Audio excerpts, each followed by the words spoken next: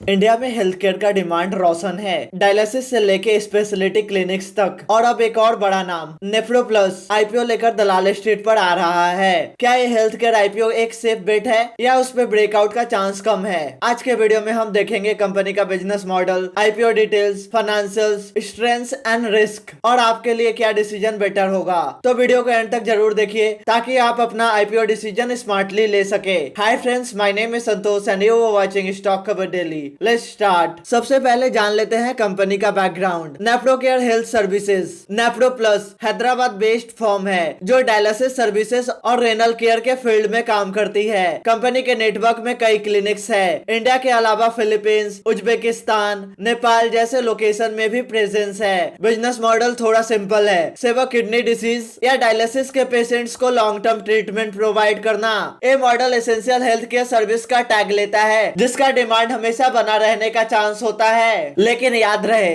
Health care में cost, regulation and infrastructure challenges भी ज्यादा होते हैं। अब बात करते हैं आईपीओ की स्पेसिफिक्स की। नेफ्रो केयर ने draft papers with SEBI file की है। कंपनी फ्रेश इशू रेस करेगी 353.4 करोड़ के शेयर्स का। साथ ही एग्जिस्टिंग शेयर होल्डर्स एक ऑफर फॉर सेल भी करेंगे up to 1.27 crore equity shares. Funds का यूज होगा न्यू डायलिसिस क्लिनिक्स ओपन करने के लिए। Capital expenditure 129 crore. Debt repayment scheduled borrowings को सेटल करने के लिए 136 करोड़। बाकी पोर्शन जनरल कॉर्पोरेट पर्पसेस के लिए। इस आईपीओ का एग्जैक्ट प्राइस बैंड अभी कंफर्म नहीं हुआ है, लेकिन ट्रेंड के हिसाब से हेल्थ केयर आईपीओस में वैल्यूएशन का प्रेशर बना हुआ है। नंबर्स में क्या पिक्चर मिलती है, चलिए देखते हैं। कंपनी FY25 तक ऑपरेट कर रही है और लार्ज स्केल क्लिनिक्स नेटवर्क बना चुकी है। एग्जाम्पल, कंपनी ने 2,885,450 डायलिसिस ट्रीटमेंट्स प्रोवाइड किए FY25 में और इंडिया के डायलिसिस मार्केट का 10% क्लेम करती है। ऑल्दो डिटेल्ड ऑडिटेड डेटा थोड़ा लिमिटेड है। एक क्लियर है कि बिजनेस स्केल लार्ज हो रहा है और ट्रीटमेंट वॉल्यूम्स बढ़ रहे हैं, लेकिन हेल्थ केयर बिजनेसेस में margin pressure, infrastructure capex and regulatory cost का रिस्क हमेशा रहता है। सो स्ट्रॉन्ग ग्रोथ विजिबल है, पर हाई स्केल मैप पे प्रॉफिटेबिलिटी और कैश फ्लो कंसिस्टेंसी को देखना होगा। कुछ खास रीजंस जिनकी वजह से इन्वेस्टर्स इस आईपीओ पे नजर रखे हुए हैं। Essential service